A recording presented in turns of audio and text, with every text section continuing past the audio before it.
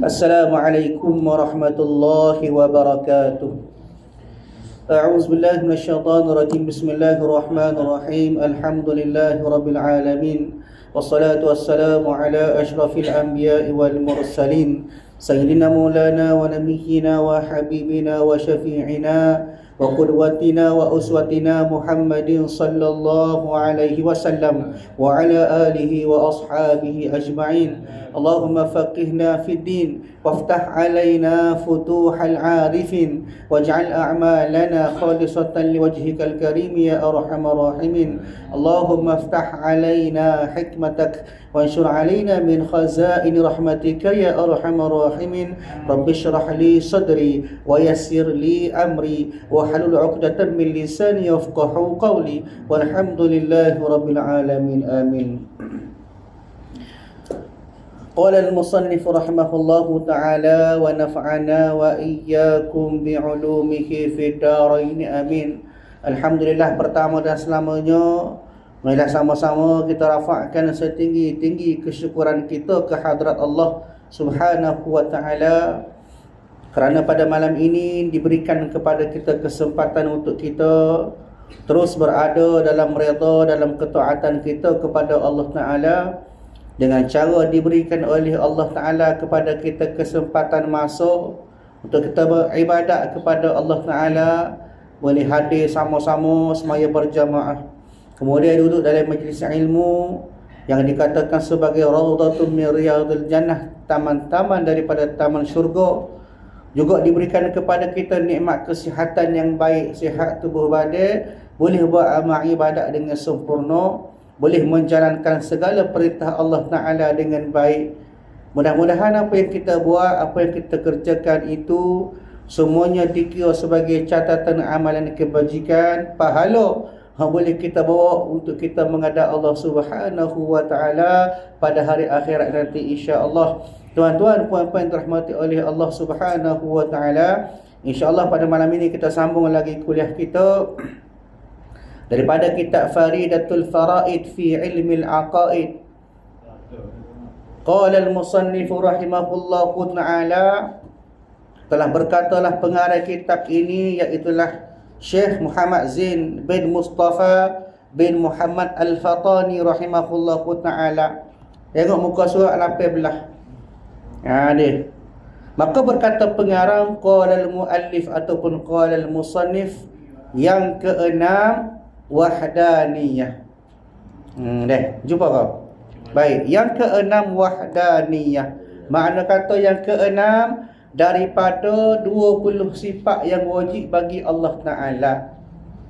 Ni sifat wahdaniyah merupakan sifat keenam dalam 20 sifat hak wajib kita tahu, hak wajib pada Allah Subhanahu wa Ta'ala, dan merupakan sifat yang kelima daripada sifat salbiyah. Sifat salbiyah merupakan salah satu daripada pecahan sifat 20 kepada 4 bahagian, iaitulah yang pertama sifat nafsiyah, iaitulah sifat wujud. Kemudian sifat salbiyah dia ada 5: qidam, baqa, mukhalafatuhu lil hawadith, qiyamuhu bi nafsih, wahdaniyah. Dia kemudian ada yang ketiga, bahagian ketiga disebut sebagai sifat ma'ani. Sifat ma'ani pula dia ada 7: qudrah, iradat, ilmun, hayun, sama', basar, kalam. Manakala penerangan ataupun huraian pada sifat ma'ani disebut sebagai sifat ma'nawiyah. Ada 7: kaunuhu qadiran, kaunuhu muridan, kaunuhu aliman, kaunuhu hayan, kaunuhu sami'an, kaunuhu basiran, dan juga kaunuhu mutakalliman. Maka itulah yang dikatakan melengkapi 20 sifat yang wajib pada Allah Subhanahu wa Ta'ala, yang wajib pada kita untuk kita tahu. Dia bukan setakat dengar, kita kena faham lah. Bila sebut hukum fardu ain, maka wajib atas setiap orang. Bukan kata demo yang wajib, kawin tak wajib dah. Semua bila sebut fardu ain, wajib tahu berlaku dari segi hukum-hukum yang dikatakan sebagai perkara yang disebut sebagai akidah, termasuklah sifat-sifat pada Allah Ta'ala. Sifat wajib, sifat mustahil, sifat harus. Kemudian wajib pada Rasul, mustahil pada Rasul, harus pada Rasul. Maka pada malam ini kita sambung yang keenam wahdaniyah, Ertinya keesaan Allah Ta'ala. Dia. Maknanya keesaan Allah Ta'ala pada zat dan pada sifat dan pada af'al. Makna kata Allah Ta'ala itu esa, tunggal, satu pada zat, pada sifat, pada af'al. Makna kata setiap bahagian Allah Ta'ala bersifat dengan esa, iaitulah tunggal. Dia. Lagu mana? Dan maknanya bahawasanya Allah Ta'ala itu dia tiada zatnya bersusun. Makna kata Allah Ta'ala bila sebut tunggal, bila sebut esa, maknanya ada soy lah. Dia bukan kata jadi banyak dok, bukan kata berbilai-bilai dok, bukan kata bersusun-susun dok. Kenapa? Kerana so je. Dia maknanya esa pada Allah Ta'ala menyatakan bahawa Allah Ta'ala ni ada so. Bukan Allah Ta'ala je banyak sebagaimana fahaman yang difaham oleh orang-orang Kristian. Tuhan dia banyak, kenapa dia ada 3? Disebut sebagai konsep Trinity, 3 Tuhan. Tuhan ayah, siapa dia? Allah. Tuhan mak, siapa dia? Maryam, Mary. Dia Tuhan anak, siapa dia? Isa, Nabi Isa ataupun Al-Masih. Dia maknanya hak tu dikatakan sebagai konsep Trinity dalam Kristian. Maka tidak menepati dengan konsep Islam yang wajib pada kita faham bahawasanya Allah Ta'ala itu esa, tunggal. Manakala kita faham sebagai kafir kan, sebagai Kristian kan, tak kenalah iktikad kita tu. Iktikad kita, ulama sebut kepada kita tunggal, maknanya esa bukan setakat pada zat dia, pada sifat dia dan pada af'al dia. So berlaku. Mana kata tak boleh jadi banyak. Dia tak boleh jadi berbilai-bilai dan sebagainya. Kenapa? Kerana tunggal ataupun wahdaniyah esanya Allah Ta'ala. Dia maknanya tiada zatnya bersusun. Bukan kata zat Allah Ta'ala bersusun 2-3 lapis. Tak. Dia Tuhan ni, Tuhan langit, Tuhan bumi. Ni supaya India dia. Orang India banyak Tuhan dia. Tuhan matahari, Tuhan hujan, ada belaka Tuhan-Tuhan, banyak Tuhan dia. Dia bersusun ke ataupun lagu mana? Daripada 2 zat ataupun lebih. Dia. Maknanya lebih daripada 1, maka tidak dikatakan sebagai Allah Ta'ala itu bersifat dengan esa lah. Jadi banyak tidak esa lah, tidak tunggal lah. Bersalahan kebanyakan zat makhluk bersusun ia daripada beberapa banyak zat, iaitu segala juzuk. Ada pun makhluk dia berbeza. Ada hak susun, ada hak berbilai-bilai, ada hak banyak. Dia makhluk tu apa dia? Makhluk maknanya kata ulama rahimahullahu ta'ala, bila sebut makhluk, kalau kita fahamkan maknanya ma siwallah, lain daripada Allah Ta'ala. Makhluk belaka tu. Makhluk kata ulama pada segi bahasa dia, makhluk maknanya diciptakan. Asal dia sebagai makhlukun, perkataan bahasa Arab dia makhlukun. Jadi kita ada sebut makhluk tu asal bahasa Arab tu. Asal bahasa Arab makhluk itu bahasa Arab. Maksud dia diciptakan, dibuat ataupun dijadikan. Lawan dia apa dia? Khaliq, yang mencipta. Siapa dia? Allah Ta'ala sebagai Khaliq. Maknanya lain daripada Allah Ta'ala, selain daripada yang mencipta, itulah yang dicipta. Siapa dia? Makhluk lah. Ni, maknanya lain daripada Allah Ta'ala. Bagaimana Allah Ta'ala sebut daripada surah Al-Hasyr ayat 24, Allah Ta'ala sebut huwallahul khaliqul bari'ul musawwir lahul asma'ul husna yusabbihu lahu ma fis samawati wal ard wa huwal azizul hakim, kata Allah. Dialah Allah Ta'ala. Siapa dia? Yang menciptakan sekalian makhluk. Tak ada benda lain dia buat makhluk. Siapa dia? Allah Ta'ala lah. Yang mengadakan, mana kata yang buat daripada tak ada kepada ada. Itu sifat makhluk. Sifat khaliq dia mesti ada sebelum ada. Itu sifat khaliq yang mencipta, sifat Allah Ta'ala. Sifat makhluk daripada tak ada kepada ada. Dia mana daripada tak ada kepada ada, kemudian daripada ada kepada tak ada. Manusia lah, daripada tak ada maka ditiup ruh dalam rahim, maka jadi ada. Daripada ada kemudian meninggal dunia, mati, jadi tak ada. Itu sifat makhluk. Sifat khaliq Allah Ta'ala ada bersifat lagu tu lah. Lagu mana? Yang membentuk rupa makhluk menurut Allah Ta'ala kehendaki, baginya nama-nama yang sebaik-baiknya dan semulia-mulianya, bertasbih kepada Allah Ta'ala segala yang ada di langit dan di bumi, dan dialah yang tiada bandingnya lagi maha bijaksana. Ini sifat Allah Ta'ala, iaitu Khalik yang mencipta. Lain daripada Khalik, makhlukun yang dicipta.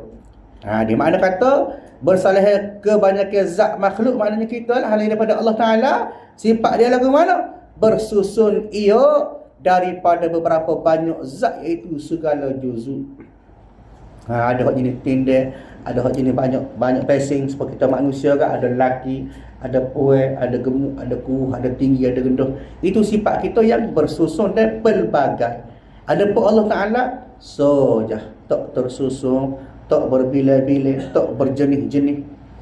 Maka dan bersusun ini dinamakan dia kam muttasil pada zat. Dia kam muttasil pada zat. Hak ni makna kata Allah Ta'ala tersusun. Ini salah satu daripada kam yang akan kita nafikan atas sebab sifat wahdaniyah. Maksudnya ni kena dengan molek. Sebab apa? Hak ni agak keliru sikit. Dia musuh. Ni. Maknanya menafi yang pertama, kerana sifat Allah Ta'ala ini wahdaniyah, kita kena menafikan kam muttasil pada zat Allah Ta'ala. Lagu mana? Kita nak menafi bahawasanya zat Allah Ta'ala tersusun daripada beberapa bahagian. Kena faham molek. Itu dinamakan sebagai kam muttasil pada zat. Maknanya pada zat Allah Ta'ala memang tak berbilai, tak bersusun. Dan bahawasanya Allah Ta'ala juga tidak ada yang menduai baginya pada zat. Maka jadi ia berbilang, dan berbilang ini dinamakan kan muttasil pada zat. Kalau tak ada tersusun, bila sebut tersusun, maka ulama usuluddin meletakkan satu nama sebagai muttasil pada zat, bersusun pada zat. Bersusun dipanggil kan muttasil. Maka jika ia berbilai, kalaulah dia ni jadi banyak, kalau bersusun ni dia jepek, dia sebagai tapi tu panggil tersusunlah tu, gobok pertama, gobok kedua, gobok ketiga, rumah tereh, tu bersusun. Ada pun berbilai, maknanya Allah Ta'ala tadi tak bersifat dengan bersusun. Yang pertama. Yang kedua, Allah Ta'ala juga tak bersifat dengan kamu fasih pada zat, maknanya tak berbilai-bilai. Hak berbilai ni dia tidak berjepek, dia tidak duduk sekali. Ni bagaimanakah yang disebut awal-awal tadi, apa sebut sebagai Tuhan-Tuhan hak lain tu. Tuhan langit, Tuhan bumi, Tuhan malam, Tuhan siang. Hak tu dinamakan sebagai berbilai-bilai Tuhan. Jadi banyak. Dan dua kam ini ternafi keduanya dengan wahdaniyah pada zat. Hak ni cerita pada zat dulu. Maknanya pada zat Allah Ta'ala tidak tersusun dan juga tidak berbilai-bilai. Dan bahawasanya Ta'ala, maknanya bahawasanya pada Allah Ta'ala juga tiada baginya dua sifat. Salah ni cerita pasal zat. Keadaan Allah Ta'ala itu, ada zat Allah Ta'ala tidak tersusun, tidak terbilai. Hak ni cerita pada sifat pula. Dan bahawasanya Ta'ala, Allah Ta'ala itu tiada baginya dua sifat atau lebih. Lebih lagu mana? Daripada jenis yang satu. Contohnya lagu mana pula? Seperti dua kudrat atau tiga. Kalau tadi bab zat, ni bab sifat pula. Ulama sebut kepada kita Allah Ta'ala ini tidak padanya Allah Ta'ala itu ada dua sifat yang sama. Dia maknanya kalau kita kan dua kudrat, contoh dia sebut tadi dua kudrat, dua kuasa atau tiga.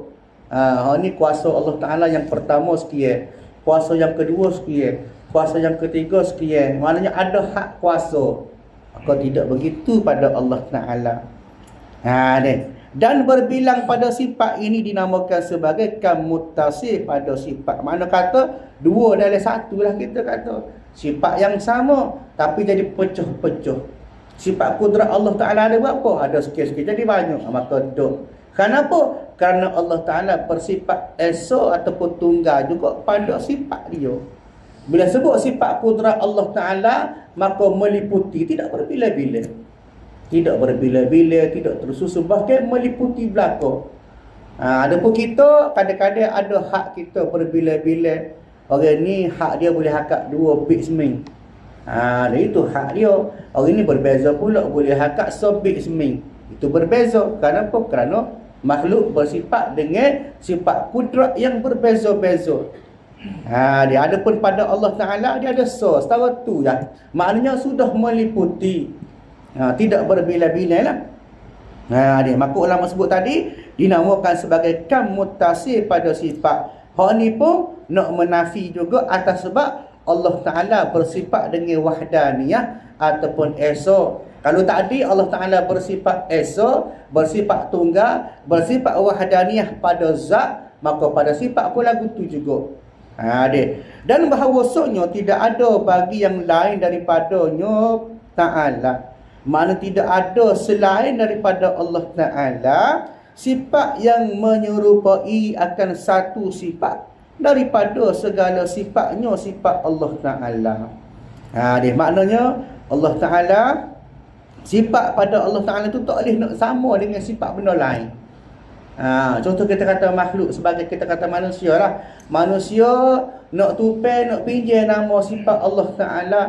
Bagaimana pernah berlaku sebelum ini? Dia kata apa? Dia kata Allah Ta'ala bersifat dengan something. Pernah jadi isu. Sifat makhluk tak boleh letak pada Allah Ta'ala. Begitu juga sifat Allah Ta'ala tak boleh letak pada makhluk. Kenapa dia tidak sama? Sifat makhluk tak layak duduk pada Allah Ta'ala. Dia makhluk tidak layak menampung ataupun menerima segala sifat pada Allah Ta'ala. Kena beringat. Mana contoh kita kata kuasa Allah Ta'ala tak serupa dengan kuasa kita. Walaupun kadang-kadang kita nampak kalimah yang sama. Contoh kita kata Allah Ta'ala innallaha qawiyyun. Allah Ta'ala bersifat dengan kuat. Maka kita pun kuat. Kita makhluk kuat. Tak boleh. Kenapa? Kuat makhluk, kuat Allah Ta'ala berbeza. Walaupun pada asasnya perkataan yang sama, lafaz yang sama. Tak boleh. Walaupun nak tupai, tak boleh. Kenapa? Kerana pada Allah Ta'ala itu tidak menyerupai akan satu sifat daripada segala sifat pada Allah Ta'ala.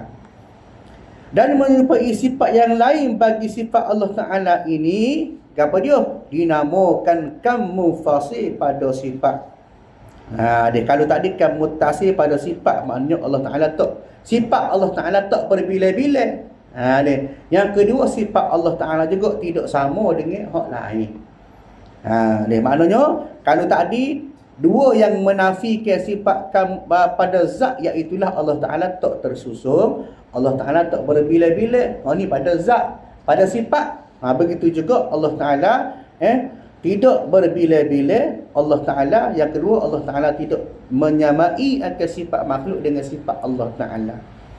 Dan dua kam ini, maknanya kam muttasil fi sifat, pada sifat saat ini ternafi keduanya dengan wahdaniyah pada sifat. Makna kata atas sebab Allah Ta'ala bersifat dengan wahdaniyah, menyebabkan bukan setakat zat yang tak serupa, bukan setakat zat yang tunggal, esa, wahdaniyah, bahkan juga pada sifat. Maknanya segala-gala pada Allah Ta'ala itu semua tak serupa dengan benda lain. Bahkan esa ataupun tunggal sifat Allah Ta'ala ini menyebabkan ia tak boleh buat perbandingan dengan sesuatu. Tunggal lagu mana? Esa lagu mana? Esa yang menunjukkan bahawasanya tidak ada sesuatu pun yang boleh disamakan ataupun ditandingkan, diumpamakan dengan Allah Ta'ala. Dan bahawasanya Allah Ta'ala juga tiada baginya perbuatan yang menyekutui akan dia padanya oleh yang lain. Di makna kata bukan setakat hak tadi sebut zat, keadaan Allah Ta'ala sendiri itu atas Allah Ta'ala, kemudian pada sifat pun tak serupa juga. Maknanya pada zat tak serupa, pada sifat tak serupa, begitu juga pada keadaan perbuatan. Maknanya perbuatan Allah Ta'ala ini tiada padanya pada Allah Ta'ala perbuatan hak menyekutui, hak tidak syirik akan dia padanya oleh yang lain, dan sekutu ini dinamakan kam muttasil pada af'al. Bukan setakat zat tadi dua tadi tak serupa, Bukan setakat sifat, dua tak ada terserupa, bahkan pada af'al, segala perbuatan Allah Ta'ala juga tak serupa dengan sesuatu. Kenapa? Kerana Allah Ta'ala bersifat dengan esa dia ya. Tak serupa dengan sesuatu tunggal. Maknanya atas cara dia ya. Tak boleh nak banding dengan kita. Contohnya kita kata, bagaimanakah juga pernah menjadi satu isu, bagaimana disebut pada perbuatan Allah Ta'ala, Ar-Rahmanu 'alal 'arsy istawa. Allah Ta'ala duduk di atas arah. Allah Ta'ala duduk di atas arah. Maka ada perbezaan pendapat daripada setengah ulama menyatakan bahawasanya haram jika kita meletakkan Allah Ta'ala atas sesuatu tempat. Ni af'al lah, apa? Duduk. Ala ni maknanya bila sebut ala, kalau kita belajar bahasa Arab disebut sebagai harfun jar. Ala di atas. Maknanya bila sebut di atas, kalau ikut zahir ayat Ar-Rahmanu 'alal 'arsy istawa, maka atas arah itu adalah berpihak. Bila berpihak, ada tempat dia. Atas mana? Atas lah. Ada arah dia, ada tempat dia. Bawah mana? Bawah.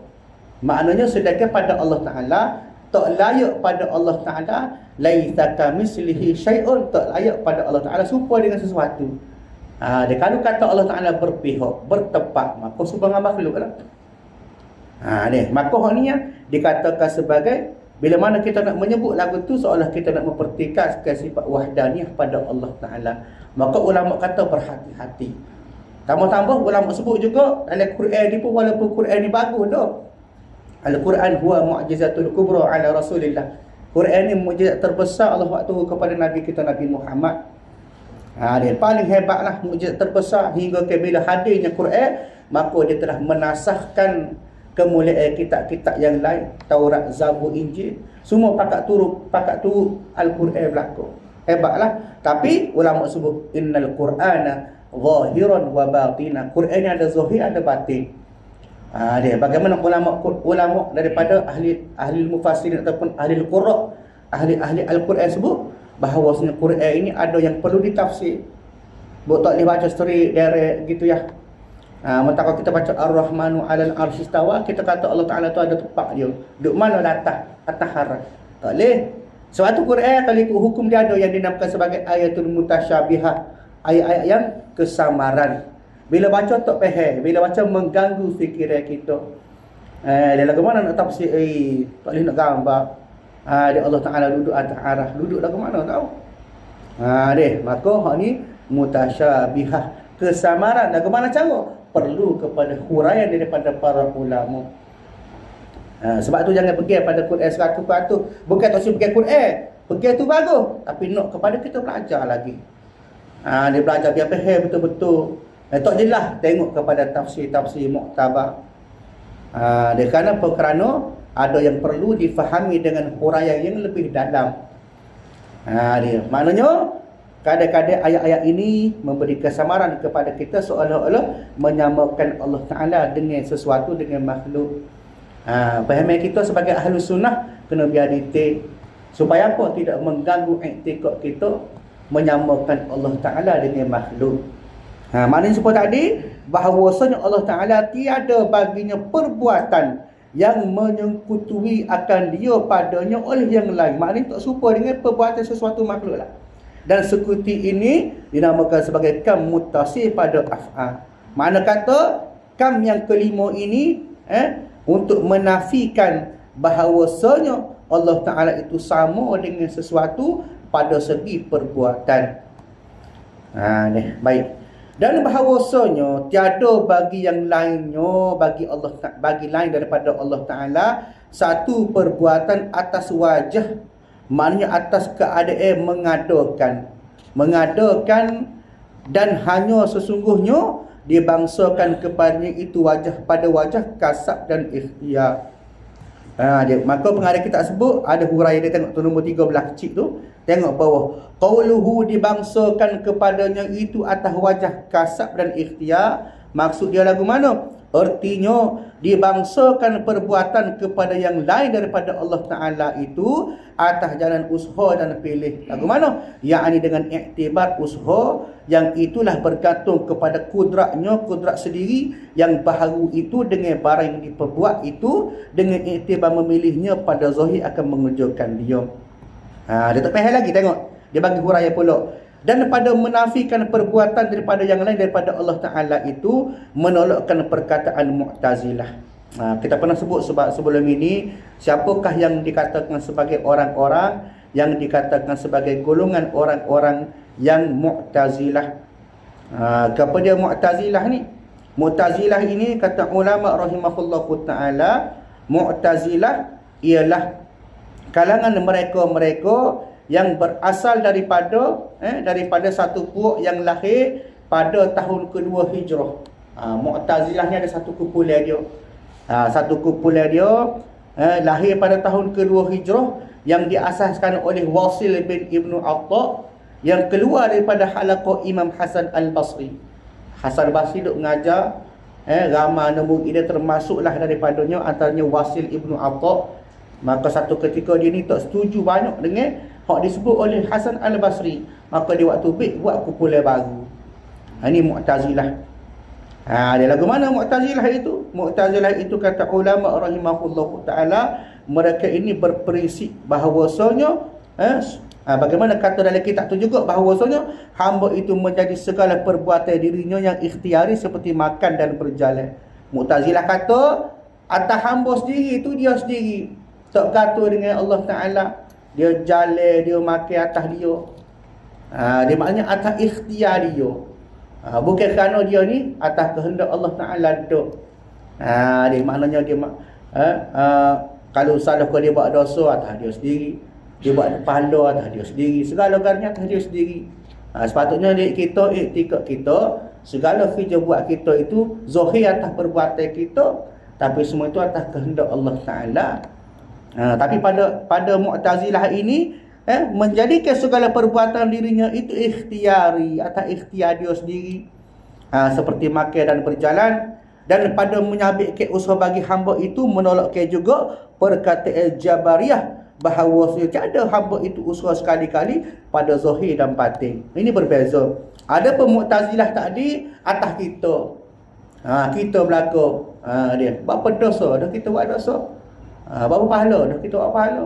Berapa jadi benda sesuatu tu dah kita sendiri duk pergi situ sini. Berapa aksiden dah kita buat cuak.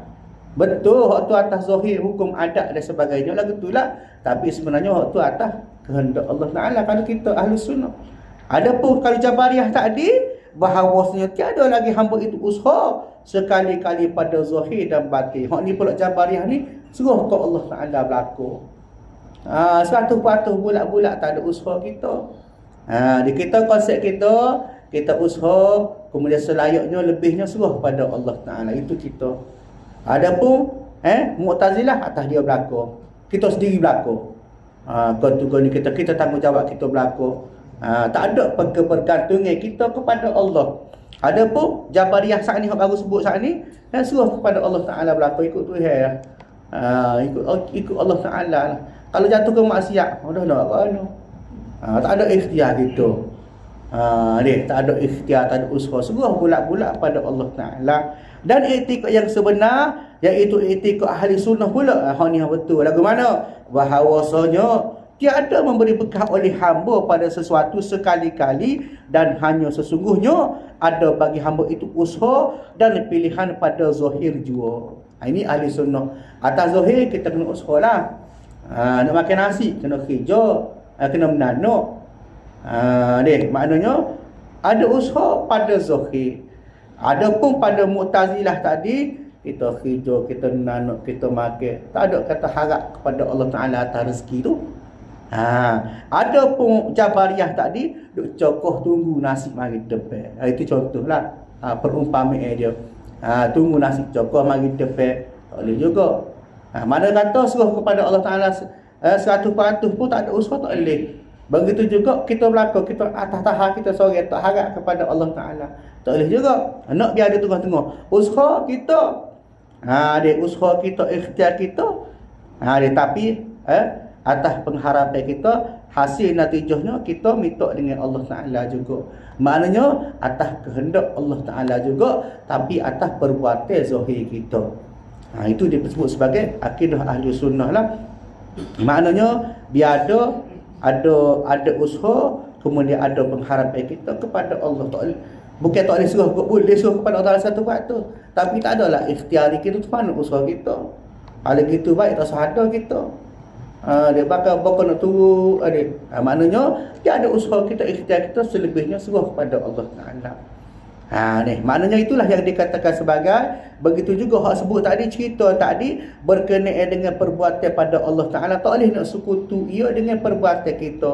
Kalau kita dah kata lagu tu, maka tak bolehlah atas wajah ke apa, atas keadaan kasar dan ikhtiar tadi. Maknanya atas sebab kasar usaha kita dan ikhtiar kita tu. Dan ada perbuatan bagi yang lain pada wajah mengadakan ini dan makan kamutasi pada af'al. Mana kata dari segi pada af'al juga tak boleh. Kenapa? Kerana kita nak menafikan atas semuanya yang menyatakan bahawasanya Allah Ta'ala itu tidak bersifat dengan wahdaniyah. Lagu mana nak kata Allah Ta'ala tidak bersifat dengan wahdaniyah? Semua tak adalah. Dari segi af'al, dari segi perbuatan Allah Ta'ala pun kita kata ada serupa. Dari segi zat Allah Ta'ala ada berbilik-bilik, ada tersusun. Dari segi perbuatan Allah Ta'ala pun ada hak serupa. Tak boleh berlaku tu. Kenapa? Hak tu menafikan sifat wahdaniyah. Sedangkan sifat wahdaniyah adalah sifat yang wajib pada Allah Ta'ala, sifat kesempurnaan pada Allah Ta'ala. Dan mustahil lawannya lagu mana? Iaitu ketiadaan keesaannya pada segala yang tersebut itu. Maknanya mustahil lawan pada sifat wahdaniyah. Maka lawan dengan apa dia? Ketiadaan esa pada Allah Ta'ala. Ini sifat mustahil pada Allah Ta'ala, tidak esa. Ni. Baik, dan dalil wahdaniyah Allah Ta'ala makna kata dalil pada hukum akliyah, dalil akal, bahawasanya jikalau berbilai-bilai Tuhan, kalulah kita nak kata, kita nak beriktikad bahawasanya Allah Ta'ala itu berbilai-bilai, jadi banyak, maka nescaya adalah tiap-tiap Tuhan daripada beberapa Tuhan itu lemah. Sebab apa dia ramah Tuhan? Bila ramah Tuhan tentu dah jadi nampak lemah. Kenapa? Bila dia pagi hijau dah ramah kan? Tuhan ni jaga malam, Tuhan ni jaga siang, Tuhan ni jaga bumi, Tuhan ni jadi langit. Bermakna ada pembahagian.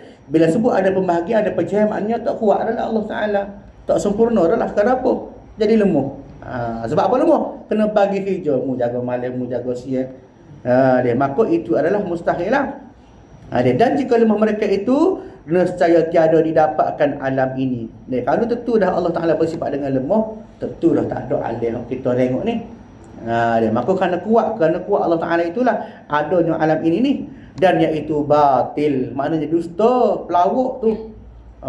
Nak kata bahawa Allah Ta'ala lemah, Allah Ta'ala berbilai-bilai, maka itu semua adalah batil dengan musyahadah. Maknanya benda tu kita nampak dah bukti. Apa dia? Adanya muka bumi ini dengan suatu Tuhan. Maka menunjukkan di sini bukti bahawasanya Allah Ta'ala itu kuat. Tidak bagi hijau, tidak berbilai-bilai Tuhan. Ada suatu Tuhan, tapi boleh buat dengan baik, dengan sempurna. Benda yang dikatakan sebagai musyahadah yang ada di depan mata kita. Dia bukti dia lah tu. Maka tiadalah berbilang-bilang Tuhan. Tentu dah tidak berbilai-bilai pada Tuhan itu. Maka sabitlah wahdaniyahnya. Bila mana Allah Ta'ala tidak bersifat dengan berbilai-bilai, maka sabit jelaslah pada Allah Ta'ala itu bersifat dengan wahdaniyah. Dan apabila sabit wahdaniyahnya itu, mustahil lawannya iaitu berbilang-bilang pada Allah Subhanahu wa Ta'ala. Baik, jadi untuk pada malam ini sebagai kesimpulan kita kena faham bahawasanya salah satu daripada sifat kesempurnaan pada Allah Ta'ala iaitulah Allah Ta'ala bersifat dengan esa. Wahdaniyah maknanya esa. Bila sebut esa maknanya tunggal. Bagaimana Quran sebut kepada kita qul huwallahu ahad. Katakanlah bahawasanya Allah Ta'ala itu bersifat dengan esa, tunggal, tidak berbilai-bilai, tidak bersusun. Bukan setakat pada zat, pada sifat juga. Tidak ada dua, tidak ada tiga. Dia tidak serupa pada Allah Ta'ala. Dan begitu juga pada perbuatan, tidak serupa juga. Nak ayatnya Allah Ta'ala ni special, dia sendiri. Ada pemakhluk, ada berbeza, ada bersusun, ada berbilai-bilai. Dan ini merupakan sifat kesempurnaan pada Allah Ta'ala yang tidak sama dengan sekalian benda yang dikatakan sebagai makhluk. Ini kita kena faham. Dan bahawasanya bila mana kita faham Allah Ta'ala itu bersifat dengan esa, tunggal, maka mustahillah kita beriman, kita beriktikad bahawasanya Allah Ta'ala itu banyak. Dia terbuktilah kepada kita bahawasanya Allah Ta'ala itu bersifat dengan keesaan dia, bersifat dengan kesempurnaan dia, iaitulah sifat esa, bukan setakat pada zat, sifat dan juga perbuatan. Maka tuan-tuan dirahmati oleh Allah, mudah-mudahan perkongsian kita pada malam ini memberi kefahaman kepada kita untuk kita lebih faham lagu manakah sifat kesempurnaan Allah Ta'ala, termasuklah sifat yang kita bincang pada malam ini, sifat wahdaniyah. Mudah-mudahan juga memberi manfaat kepada kita untuk lebih kita menambahkan kenalnya kita pada Allah Subhanahu wa Ta'ala, insya-Allah. Kesalahan itulah kuliah kita pada malam ini. Kita sambung pada masa akan datang, insya-Allah. A'udzubillahi minasyaitonir rajim. Bismillahirrahmanirrahim. Alhamdulillahirabbil alamin wassalatu wassalamu ala asyrafil anbiya wal mursalin wa ala alihi wa ashabihi ajma'in. Allahumma inna nas'aluka ridhaka wal jannah wa na'udzubika min sakhatika wan nar. Allahumma innaka 'afuwun karimun tuhibbul 'afwa fa'fu 'anna wa 'an walidina wa 'an jami'il muslimina wal muslimat wal mu'minina wal mu'minat bi rahmatika ya arhamar rahimin. Rabbana atina fid dunya hasanah wa fil akhirati hasanah wa qina 'adzaban nar. Wassallallahu ala sayyidina Muhammad wa ala alihi wa ashabihi ajma'in walhamdulillahi rabbil alamin. Assalamualaikum warahmatullahi wabarakatuh.